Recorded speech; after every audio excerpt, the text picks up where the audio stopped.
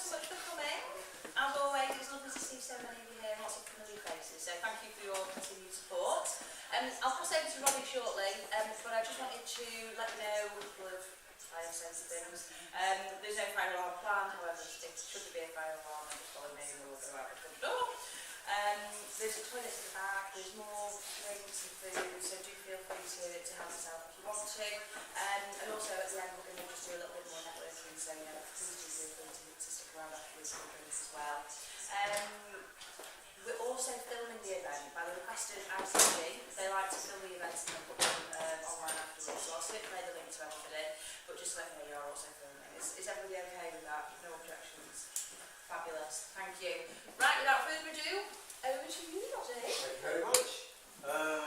Yeah, nobody's got a thing about getting the back of their head filmed. Okay, that's good. Funny thing happened to me on the way to the... I came into the hotel and I produced my Hilton Partners card. I'm staying at the Doubletree. Never stayed there before. Not myself kind of guy mostly. And I produced my card and the guys that looked at it put in the number and then it didn't work. And he said, this expired in 2006. Not a heavy user then. So I'm going to have to join again if it matters enough. But it's a strange thing, I'm in that hotel, it's lovely apart from that. But the usual things happen, you get into the shower. Yes, I've had a shower, I just started feeding me, so that I'm a clean boy. And you get into the shower, and of course it's a shower designed by somebody who's never actually used one, and so you've got complicated modern dials and stuff with no legends on them whatsoever. You don't know whether it's hot, cold, lots of water, no water, whatever it is, and there you are, starkers, wrestling with this stuff, and so I had a cold shower, okay, so that's started me off a lot. And I don't know, have you noticed about shampoo bottles, how shy they are in hotels about saying that they're shampoo? If you wear glasses, one or two of you do, I don't know if you wear them in the shower, but I don't wear mine in the shower. You get in, and even before you get in, actually you can't read it. Have you not noticed that? The word shampoo is tiny, tiny, tiny. It's about time they did the same thing. It's not just a matter of maturity, this. It's about time they did the same thing as they did with phones, making big button ones. They should actually shampoo, yes, so that you can tell what it is. Anyway, I should do a little bit of market research because that's what we do. And one of the things I wanted to know was, are there any clients here? Go on, get a hand if you're a client, if you dare. Excellent, right? Are there any people from down south? One, two, three, okay, right, okay. Have you spotted my accent yet? No? Okay. See you! Anyway, okay, I'm curious about, by the way, are we past Beard Max yet? What? Beard Max, like solar sunspot maximum. Are we past Beard Maximum yet? As a society? Yeah, no, mine went long ago. No, how beards became the thing, yeah?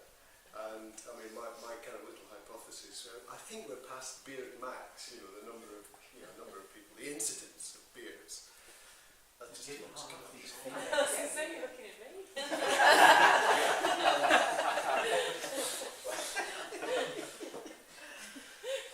And my little hypothesis is that they ought to disappear more quickly than they came. If you think about that on an individual basis, you'll kind of be there. What I have planned for you tonight, I use the word planned loosely, is a mixture of things. Did anybody read any kind of advertising or, the program, if I can call it that? Do you know what at least was said that I would be doing? Yeah? So a mixture of sort of different things, including me asking you questions and you asking me questions and things like that. And I've got with me a sort of slimmed down version, sort of extracts of a course, which is, like most things in my mind, imaginary. It's a course that I devised called Model Theft 3. Yeah? Because that's why we all go on courses, isn't it? We go on courses to steal models. That's really what it's about. so over the years that I've been involved in market research, there have been a number of things that occurred to me which I thought were helpful, between the end of fieldwork and the beginning of, presenting to the client. Things that, I felt were quite nifty ideas. And mostly they're distinctions, of various kinds. And I've made them into various courses over the years, and I've taught them variously over the years. And so I've pulled a few of them out. And so what we will be doing, if I can organise this. Oh, I forgot. I'm going to record this on tape, haven't I? You know that. You do that for me. Is it going to do? Should make a little peep noise. There we go. Do you know why I have two? It's one of my favourites. Absolutely. You had that, haven't you? Yeah, I carry two all the time. Right, there you go. You never had both of them fail? No. Oh, there you go. Do you have a third? Well, I did get laughed at by a client on one occasion because I took the batteries out and to put new batteries in. But I've got a battery tester that told me if they're completely dead or not, And he thought it was hugely funny, the combination of a Scottish accent and a guy testing the batteries to see if he could reuse them. So I didn't take offence, but I do things like that. What I'm hoping to do, let's just find out how I get out of this now.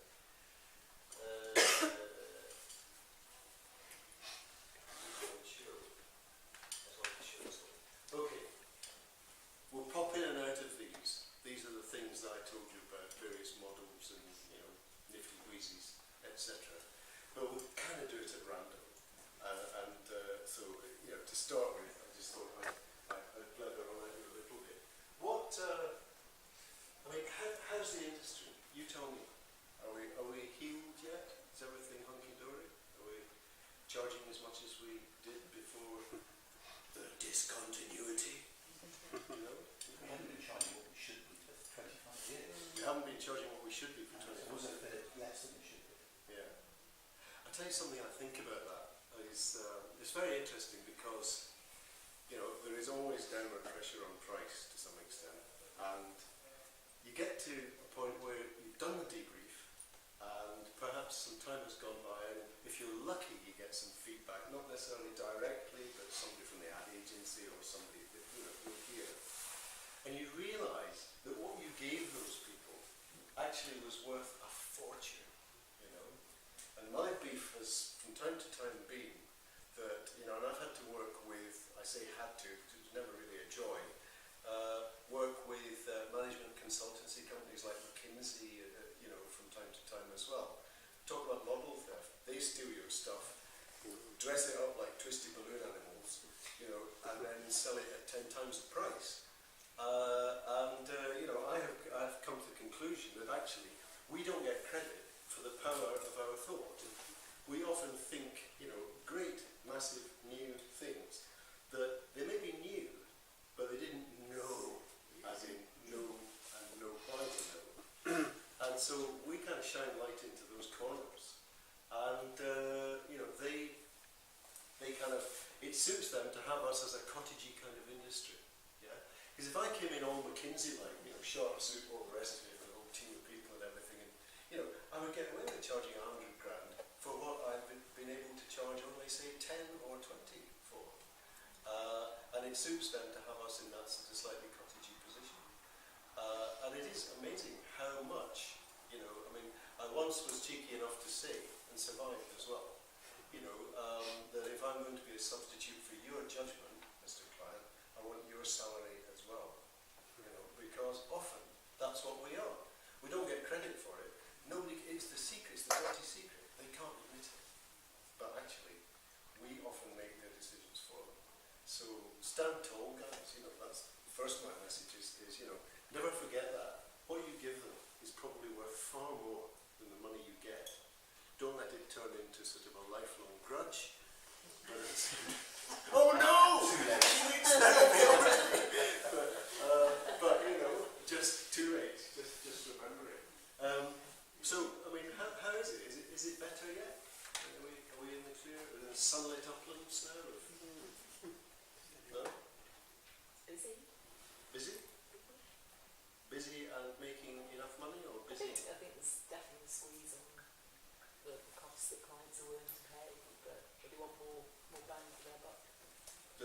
different stuff. I mean, I don't know how long you've been in the business. How long have you been in the industry? About 17 years.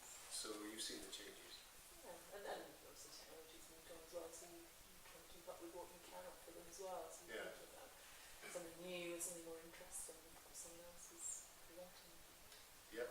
No, there's certainly pressure and incentive to do that. Well, one of the things that happened, I mean, I should just tell you my position. In fact, I should tell you a bit about me. Somebody's saying, who's this guy? Okay. Very briefly, came down from Glasgow. You could tell that now. Came down from Glasgow. See you. And that was in 1973. Went into advertising as an account man. That's why I'm allowed to wear jackets like this. And I'm quite good with taxis as well.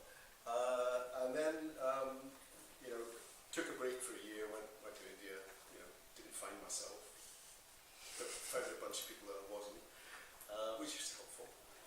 Came back and went into market research. And so went through Bill Shackman's sort of training school, early days of his company, that was great.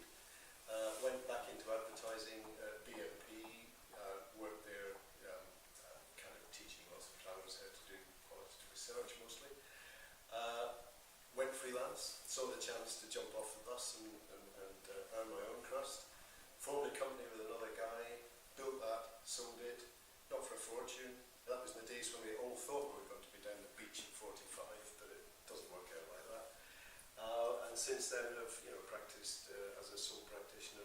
Oh, well, two of us, my wife helps as well, so there's two of us actually in the team. And now I've retired. I changed about a year ago from being the guy sitting at a desk hoping the phone would ring to being a guy sitting at the same desk doing different stuff and kind of hoping it wouldn't ring, or not caring at least. So I've got a little bit of an outside view. But one of the things that I think, you know, was interesting and was a contributor to my decision was that it was getting tougher and tougher if you didn't actually make some changes. And there are all sorts of things. I mean, there were a lot of more mature qualitative researchers who were feeling the chill wind, you know, especially sole practitioners whose work began to, you know, seriously dry up. And I was wondering about this, you know, sort of, as the recovery seemed to be underway, what is it that's different? You know, why did it affect some people and not other people? Because the tide, if we can call it that, is the same for all of us. The tide being all that stuff, the emergence of online research, behavioural economics, big data, you know, I can't remember the rest of the things on this system somewhere. But, you know, all those things, oh yeah, social media, DIY research, clients doing it themselves, procurement protocols that, you know, everybody's beset by as well, and Unilever accreditation schemes, things like this. Ah yes, there's wincing going on. And, you know, all of those things, that's the tide. But, you know, the interesting thing for me was to find out, yeah, I know that that's all the stuff that's happened to us from out there. But as Warren Buffett said, when the tide goes out, it's when you learn who's not got their pants on, you know. And so the question became, so what's the difference? Why did it happen to some and not others? What constitutes in our industry not having had your pants on? Yeah. And I came to some conclusions about this, which, you know, are not sort of entirely flattering, but you know, I can sort of rock you through. I've made some notes just so I can tell you, you know, more fluently. I mean, basically, I think there's a legacy of a false sense of security. I own up to that. You know, it's like groups, and groups were what we mostly sold. You know, have a very fat margin. You do not have to be the Einstein of business to actually still make a profit from a group discussion, as I insist upon still calling them. And so groups, you know, there's this false sense of security and the stability of the business. We're not necessarily good at running businesses. Qualitative research, the enabling factors, the personality characteristics of a good colleague don't necessarily, it strikes me, coincide entirely with being business. I'll tell you a little bit about why I think that is. And this is one of my kind of wee rambles. Actually, it's all a wee ramble. It's a big ramble, but here's a wee bit within it. It might be, I put it to you as they say in courtroom dramas, it might be that people who are good quality researchers are that, partly at least, and not, this won't apply to everybody, because of a kind of neurosis. Yeah? And that neurosis might be to do with the subversion of the antennae that you develop as a child, possibly even, he said dramatically, as a result of the miseries of childhood. And, qualitative researchers, I mean, we like being in a position of having attention from people. It's almost the most people-y job I can think of. We are more people-y jobby than banking people or folks who serve folks in shops or any of that. They all have contact with people, but we have slightly more intense, slightly more meaningful contact with people. And I get off on that, and I don't mind admitting it. And we're the centre of attention. We're attention seekers. It would naturally draw people who seek attention to some extent. Because if you think about it, when you do a group discussion, you're the person who knows what's going to happen. It's radial from you. When you're doing the debrief, different role, different hat, but same sort of thing. You still got everybody's attention. So at least 2 points in the job, you're the star. And it's the closest you'll ever get to being on stage.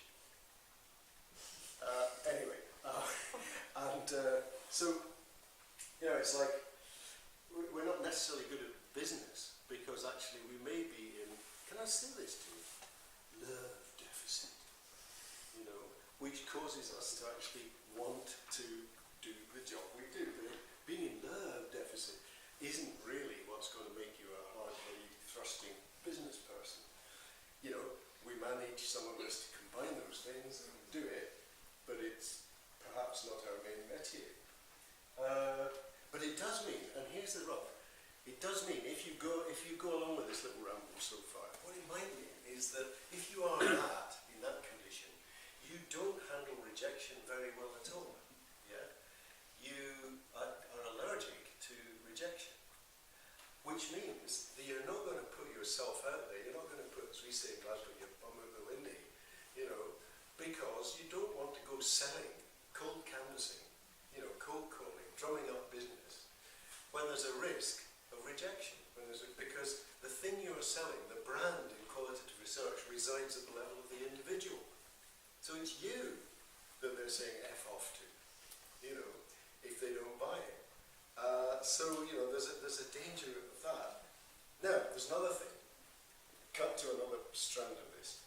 We were very well paid in our heyday. It was possible to actually turn over £350,000 as a freelancer, and keep 60% of that, that's huge by anybody's standards. I never worked quite that hard myself, but I know people who did, and that's a lot of moolah. Many did well in terms of high turnover. Lots of us did very well in terms of high turnover. But what we forgot was who it came from. It came from a small number of clients, 4, 5, 6. If you're a sole player, probably you have a client base, core client base of about that. Now that's too small. That is too small, because bad stuff happens to those people. Not just they grow old and die, but they get new imperatives placed upon them, which are to do with the procurement doctrines. They move companies. They move out of the industry, and so you lose them. And we just didn't have enough. And I reckon that there's a possibility that we had a lot of people in our business who had a small number of clients and who didn't actually see beyond that. We were too busy, because you all know what it's like. You're out there on the road, you're in hotels, you're doing debriefs, your nose is right against the wire, your lives are filled, your time is filled. You are too busy doing your job to run your business. And so we had, some cases, a catastrophic failure as a result of that. And So, I mean, this is the serious bit, by the way. You know, it was interesting that, you know, we had a habit of building little brands, but they were pretendy wee brands. They had brand names. They sounded like brands, but they weren't. They were proprietaries. They were, you know, the proprietor and his dog and a mate, maybe. And it was called, you know, some whizzy name to sound like a brand, so that it would convince, so that it would reassure the insight manager in the idea that they could then sell this with confidence on to their internal client constituency, who are usually so lacking in grace that, you know, they're not sort of minded to sort of want to know the details of the individuals involved, they just want results. And so we have a history as an industry of creating pretendy wee brands that aren't really brands because they're based on followings, not on reputations. And that's the difference. You know, reputation is where people who don't know you can phone you up. You know, and they phone you up because they've heard of you and they've heard stuff about you. Whereas a following, it's the difference between sort of artists and craftsmen as well to an extent, or magicians. You know, I mean, followings are narrow by definition. So I think that, you know, in a sense, that is one of the things that happened. And I think these days things have changed a bit. And I have a slide which I can go into this one.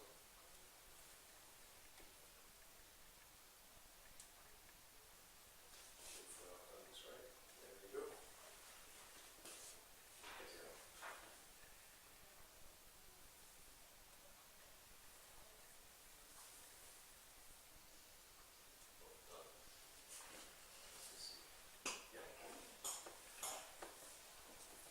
I'll tell you a joke in a minute to cheer you up after all this.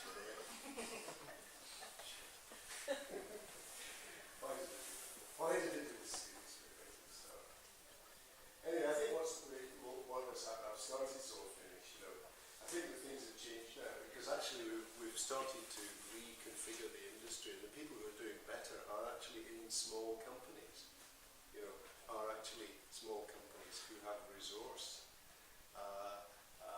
that, you know, individuals don't.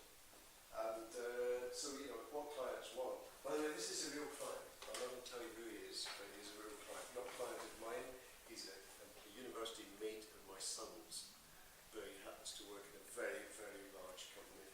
I can't tell you. But anyway, I just used it because, yeah, it was fun. He was about the right age and he happens to really be one. But I mean, the thing we've got now is sort of a desire for reassurance on the client's part, you know, because often they're inexperienced insight managers or they're part of a brand team who are buying direct. So they don't really know that much about what it is they're buying. And they certainly don't want gurus or artists or strange kind of people with slightly eccentric habits, you know, to be in front of their board. You know, you have to be kind of vaguely corporate looking, you know, no stripy jackets there. So, you know, they're a risk averse bunch of people. And basically, they're looking for people who, you know, have a current website, produce lots of case histories, you know, in the presentations, proven methodologies, things that actually work, even if they're drawn on sort of bunkum science, you know, it doesn't really matter. But it can no longer be Roddy Glen strolls in, does a fireside chat, bit of kind of joking about, you know, throw in a few big words and a couple of triangular charts, and everybody's happy. You know, it's not like that anymore. That's a shame. That's why I've left.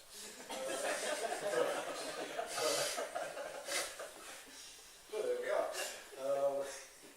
So they also want support, and they want, this comes best from boutique agencies, not individuals, because these are the people who've got teams.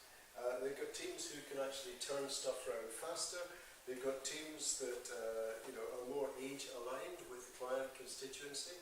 You know, hate to mention it, but monkey gland injections didn't work for me.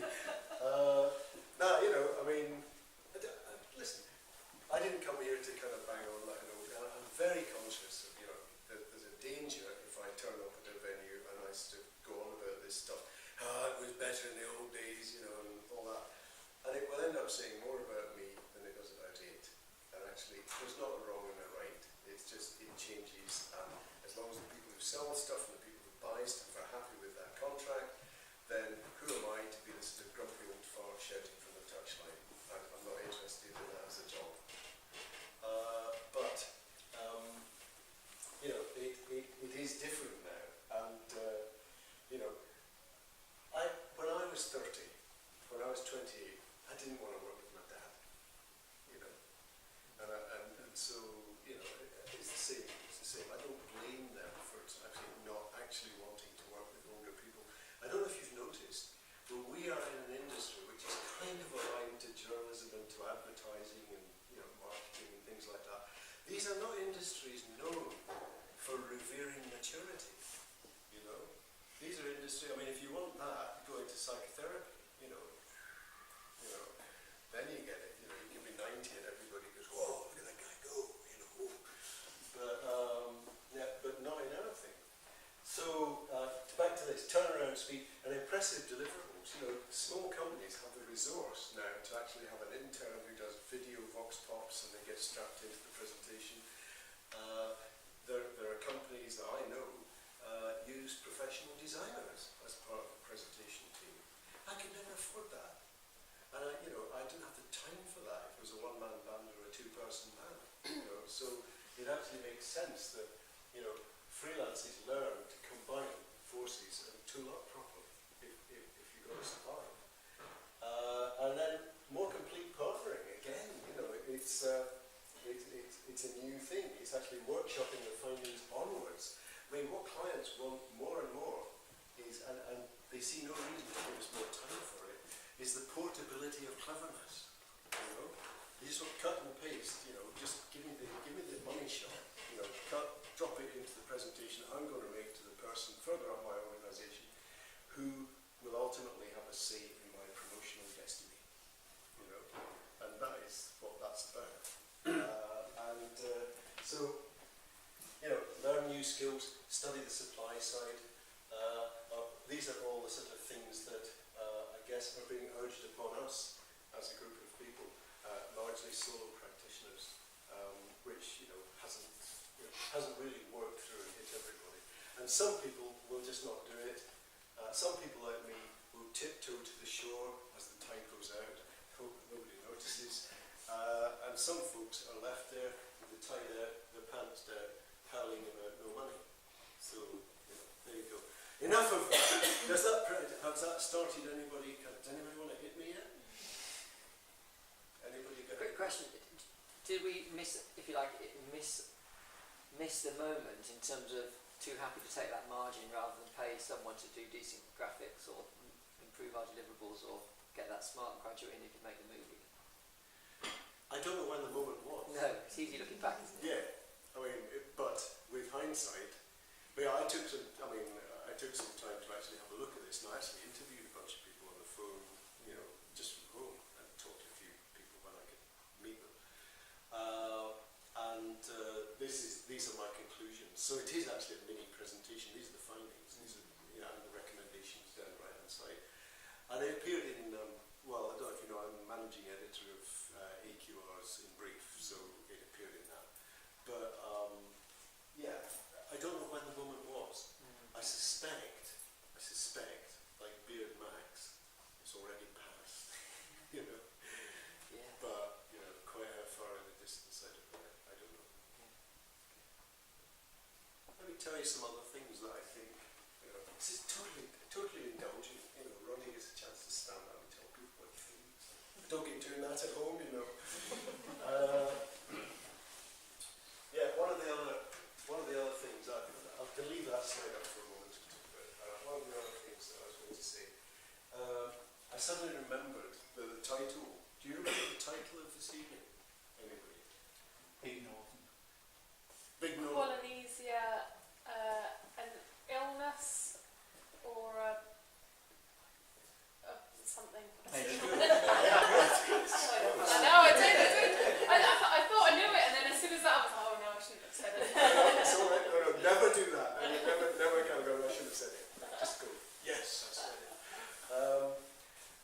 easier, nation or illness? Yes, Yeah. that's exactly what I wanted to say. Well, I suppose I should unroll some of that. By the way, I'm a dreadful blether, so when you've had enough, just let me know, because I can see it clock.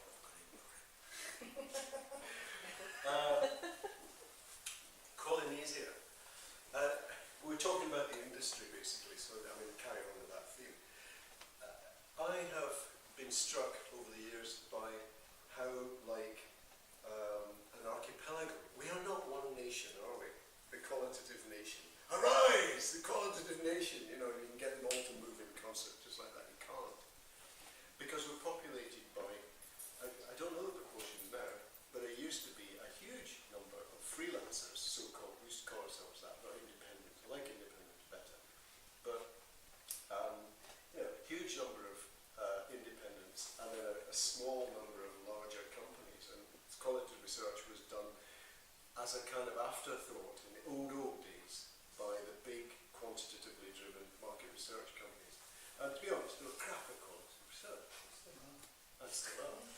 And so, there sprung up a huge number of people who had come up from psychology, from various other disciplines, and they became sole practitioners. But it has meant, amongst other things, and I was at one of the first ever meetings of the AQRP as it was there, but it has meant that we are not one nation. I see us as an archipelago, a vast archipelago. Think South Pacific. And it means that people on one island know the immediately adjacent islands and know kind of who those people are and a bit about them and what they're like.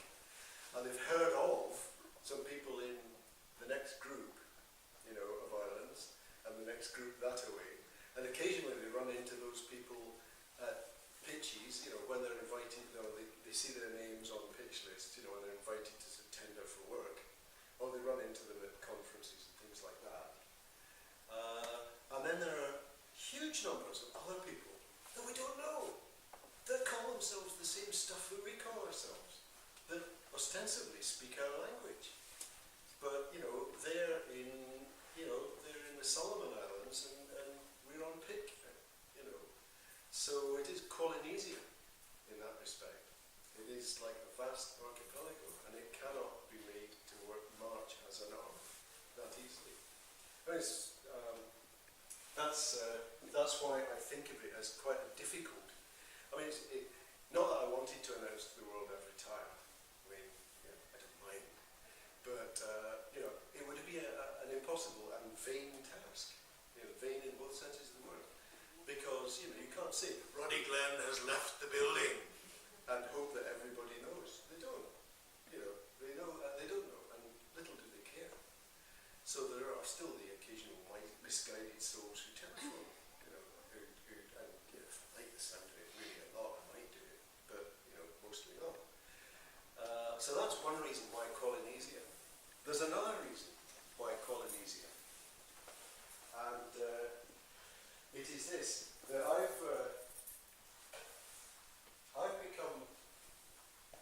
became aware some years ago of what I think, and I'm going to ask you about this in a minute, is perhaps a bad habit. Like drinking too much, or staying up too late, or whatever it is. And it is this, that in my work as a qualitative researcher, I became conscious of the fact, and don't get me wrong, I love it. I loved it, and I still do love this, except I use this for other things now. That kind of hyper-intensity, the bit, not when you're doing the groups. I enjoy the groups too, because that's a big showy-offy event, but I like the hyper-intensity of that thing that we all bullshit about in our CVs. I like a challenge, intellectual, I like wrestling with problems. Sure, okay, but actually, in the long marches of the night, when you are actually sort of going, what is this? It's one of those. Suddenly if you ask it like that, whoof, and you get a breakthrough, you get genuine insight, you see something, and perhaps it's a function of overtiredness or a function of just having filled your being with it. I love that, and you scribble it down, and the next morning it looks like something you wrote when you were stoned, and you go, what the fuck is that about,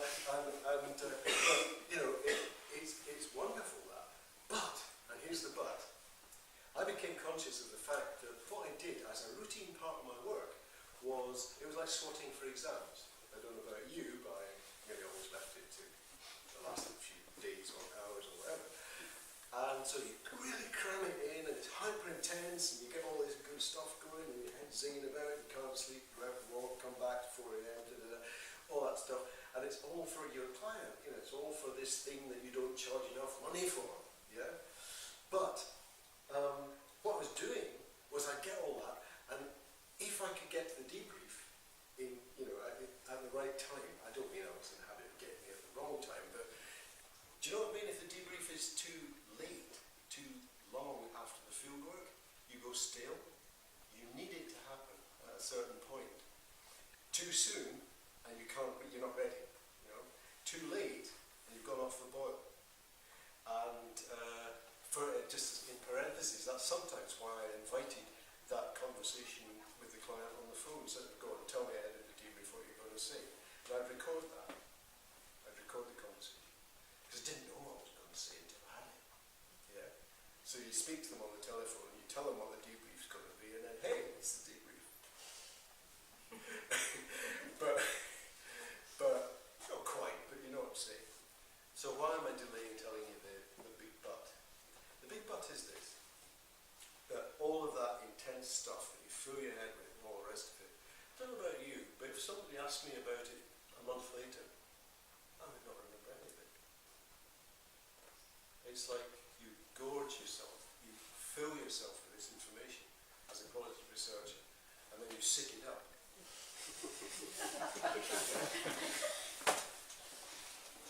You know the other IA now, yeah? Polynesia? Yeah.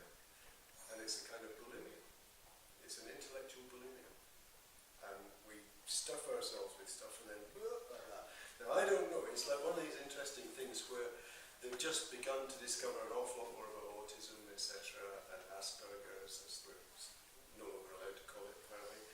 And there are lots of people who are at an age where those diagnoses are beginning to intersect with the other big A, yeah, Alzheimer's.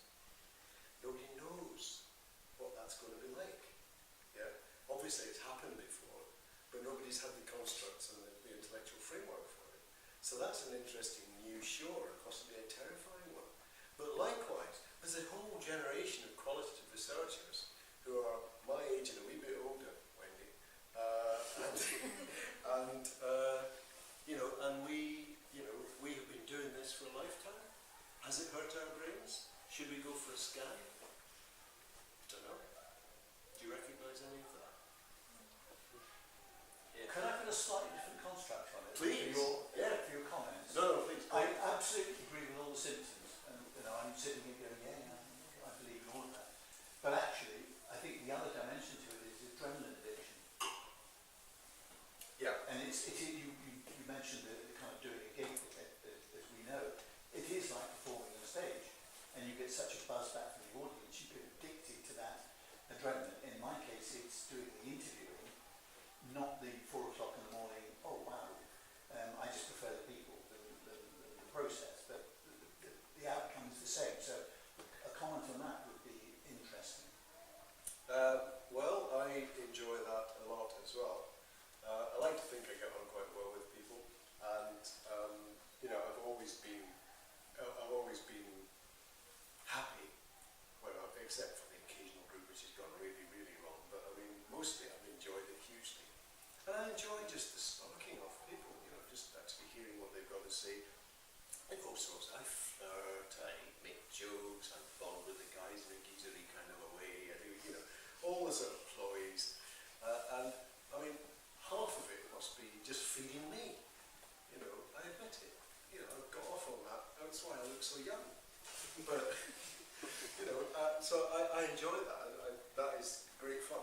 And there's an adrenaline, which means actually that on the drive home, you're replaying bits of it, and it's not always to do with, the client's problem. It's just replaying bits of the social interaction that you've had. Yeah, you're excited. Not only that, I mean, if I've done a group here, used to be in the old days, you'd come here and you'd drive back, to London. Or if you were really lucky, you could pay that chauffeur coming, have those prawns again. But, it's like, you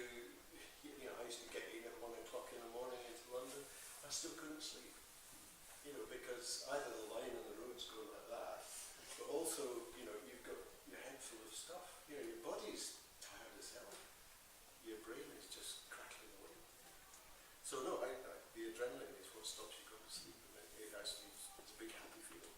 Yeah, totally agree.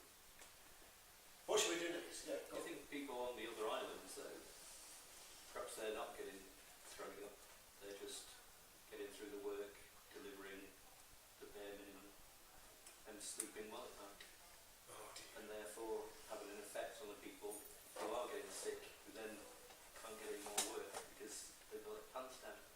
Just wondering. It's possible, isn't it? I love this. The metaphor extends. These South Pacific Islands, some people have got their pants down, some people not. The tide's going in, some folk are sleeping, you know, this is great. No, I know what you mean. I've got no evidence. Well, by definition, I don't know about what goes on those other I islands. was just thinking about what you were saying before about, making good margins out of doing groups. There's plenty of people who would see that as an opportunity Yeah. and not necessarily put the same commitment into being sick as you, perhaps, Yeah. when it came to debrief time.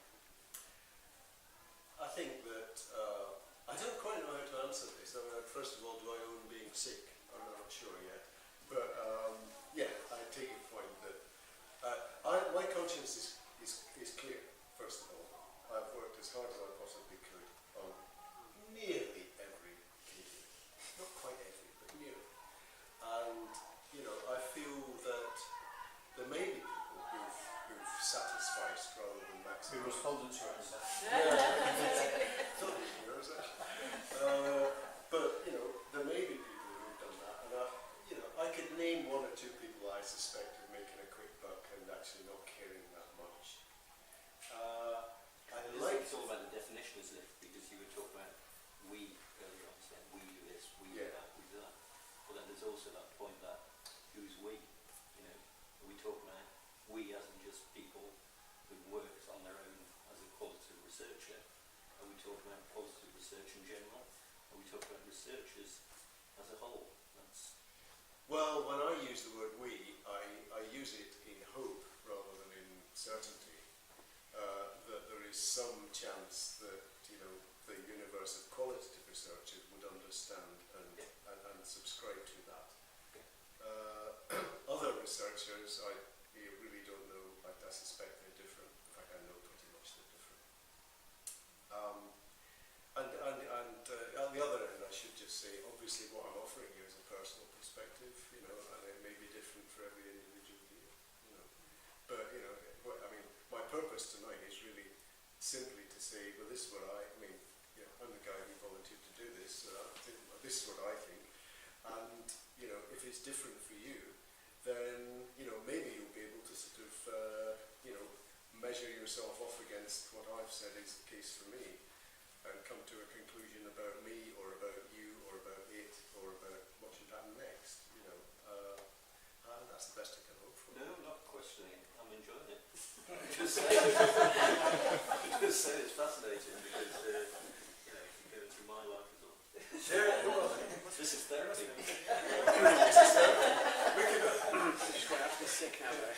let's all go down the pub and moan about clients. Right, I don't know quite what's the best plan here, but I've got a thought, and it is this. If I go to end show, and then I go to that little thing that shows me all the slides, it doesn't actually show you all the slides. Okay, well, here now. Which one do you like the look of? Not a try. No try. I like the semiotic square. Which one's that? This here? Yeah. That there? Yeah. Yeah. Looks interesting. He's got a vote for that, yeah. Number Anybody else? 37. Which one? Number 37. 37. You like 37? Yes, All right, okay. We do 37 first. Okay. Yeah.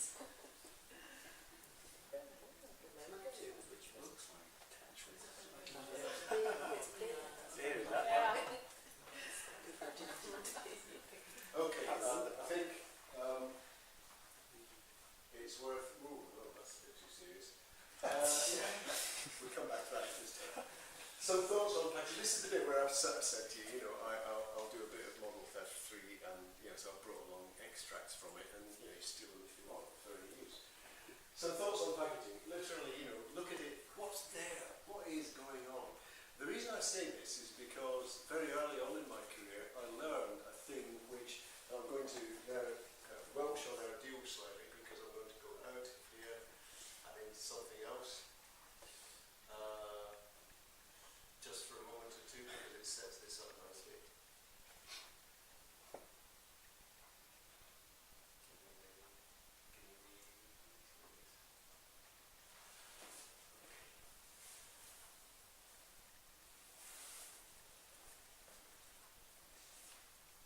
This is what I think. This is what I've thought for a long time. It is basically, we'll come to your picture in just a second, but I don't think it's about interviewing people or even about understanding them.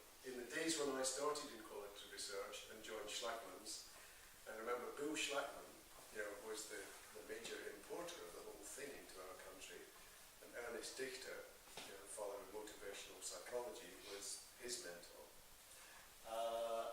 It was all about, interviewing people, and it was very psychology based.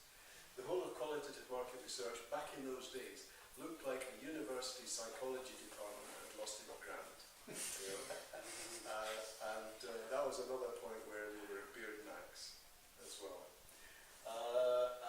So it was all about interviewing people. We are people experts. Beard stroke, beard stroke. And, I don't think it's about that. I think it's about understanding the relationships and the potential relationships that exist between people and things. Those things can be the client's thing, could be brand, client's advertising, packaging, suspected market gaps, opportunities, whatever it is. But that's what we're trying to understand about, not the people by themselves. As a result, I think that it's 2 or 3 inquiries. It's interviewing the client's thing, then interviewing the people, having formed hypotheses, having interviewed the client's thing. I'll come back to this because this is where the picture of the number 37 comes in. And then after you've interviewed the people, interview the client's thing again. Because you're a different person now. You're a person who's experienced all those people and all their stuff. So interrogate the thing until it really confesses, And the thing, like I said, can be advertising, can be packaging, can be a client's brand, can be a new product, can be a market gap, can be all sorts of things. But interviewing the client's thing was, for me, very important because it's much more user-friendly. And this is the second era of qualitative research, when it stopped being about interviewing people and psychology-based. It became semiotically based, basically. And we were sort of beginning to understand that you have to interview the client's thing. And I like to take credit for being at the front of that movement. So it allows you to debrief in terms of the structure